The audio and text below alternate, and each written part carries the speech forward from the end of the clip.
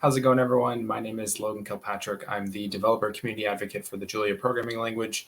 In this talk, we're going to talk about some diversity and inclusion efforts that have taken place over the last year in 2022, and also sort of talk historically about where the community has come from with respect to diversity and inclusion, what some of the analytics look like, and all those kinds of things. And I'll make the note that a lot of the stuff that I'll be talking about today, as I made this note in my last year's talk and the year before, a lot of the work and sort of results that I'm presenting, it's not necessarily my own work. There's a lot of folks in the Julia community who are pushing hard in a bunch of different efforts across the spectrum with respect to diversity and inclusion. So it's really sort of me sharing these results in aggregate and sort of patting the folks in the back, if you will, who have done a lot of this hard work over the last year. So just wanted to make that initial disclaimer. But let's dive in and start actually talking about some of the things that have happened in the last year. So I think the place to start is perhaps just, again, giving some context about just a couple of things. And this is always the hardest part of this talk every year, is to narrow it down to just a few things because we have a limited amount of time to talk. But I wanted to highlight a couple of them, one of which is 3,000 plus students or just people learning Julia have signed up for the Julia for Nervous Beginners course on Julia Academy. And that course is really designed specifically for folks who don't have a programming background necessarily, or perhaps maybe dabbled in programming a little bit, but are really nervous about sort of taking the next step in their programming journey. And I'm so grateful for that course for existing and sort of, again, being the gateway and the entry for folks coming into the Julia ecosystem and more broadly coming into the programming ecosystem as a whole. So that's a super big win for us. And hopefully we continue to see more and more folks sign up for that course on Julia Academy. We're also, again, as the same as last year and years before, we're mentoring a ton of students and actually, again, more broadly contributors now, since Google Summer of Code isn't just for students.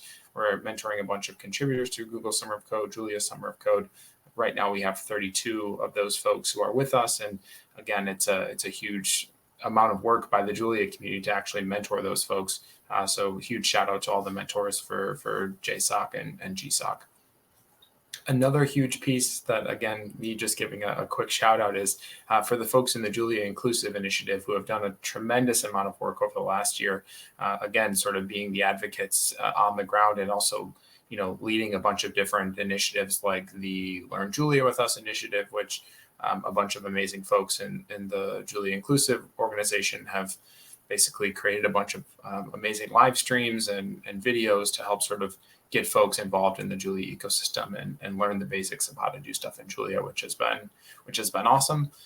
And then another thing that I'm sort of just personally excited about is the advent and the launch of forum.julialang.org, which is basically an all-inclusive platform for folks to write and discover Julia content that's been created. And I'm really excited about this to, again, hopefully sort of remove some of the barriers that are in place for folks to write about Julia and read some of the really great content that's out there. So these are just a couple of things that have happened. Again, there's tons of work that's happening, so I apologize if I didn't call out some of the specific things that other folks have seen. But again, feel free to toss those in the chat or the comments or wherever else online, and let's make sure that those initiatives are getting the sort of limelight that they deserve. So again, before we dive in and talk about some of the analytics and how sort of the makeup of the ecosystem is changing year over year, I just wanted to make the quick note that there's a bunch of sort of disclaimers around Google Analytics. The data is not perfect. The methodology is not perfect. That's all sort of documented online and other places. That is the data source that I'm using today for this presentation. So hopefully, again, if you have questions about the way that Google does some of that processing, I'll refer you to their help site and other resources online.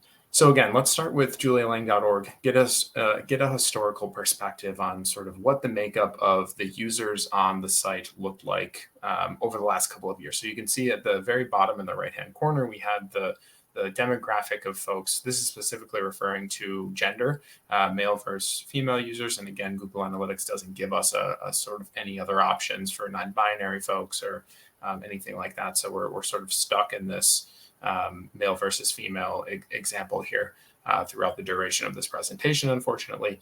But again, looking back 2018 to 2019, we see the 12.4% of users visiting julialang.org were identifying as female, according to Google's analytics platform. That number jumped up from 2019 to 2020 to 17.7%. So again, seeing some consistent growth there. Last year, that number jumped again from 17.7% to 20.7%. And then this year, really excited to share that number is all the way up at 25.3%. So again, seeing this consistent growth in the amount of diversity in the community, which again, I think is an amazing thing. And I think it's a testament to the work that's happening both in our ecosystem and more broadly across the tech ecosystem, which is really exciting. I also wanted to pull up a quick showcase of the most populous countries according to the number of visitors to the Julia site from that country. So lots of different places all over the world. I think last year it was 224 total countries where folks were visiting the Julia Link site from, and this year it's the exact same number. So lots of folks coming from all over the world to learn about Julia and check out the website and other resources, which is super exciting. Again, a historical perspective on specifically discourse.julialang.org, which is where we do all of the technical Q&A for the community. So again, back in 2018 to 2019, we were looking at 15% female users. That grew in 2020 to 19.3%. Again, in 2021, from 19.3% to 21.8%. And then again, this year, looking all the way at 26.7%. So again, really exciting growth. I think like these numbers are an amazing trend line, I think, for us to be on. I think that means that we'll be hopefully where we want in less than 7 or 8 years, which would be really exciting. But again, I think this I'll sound like a broken record at the end of this talk. It's a testament to the work that the community is doing, which is really exciting. Again, docs.julialang.org, so the actual technical documentation for the entire language. 12.4% to 17.7% in 2020, to 22.3% in 2021, and now up to 26.4% this year, which again is super exciting. So this is always one of the more interesting ones to look at. And again, this probably comes back to methodology and things like that. But the Julia Languages YouTube channel last year showing around 5% of viewers on the videos were actually being identified by YouTube as women. This year, that number is around 6.5%. So actually, again, sort of a positive step.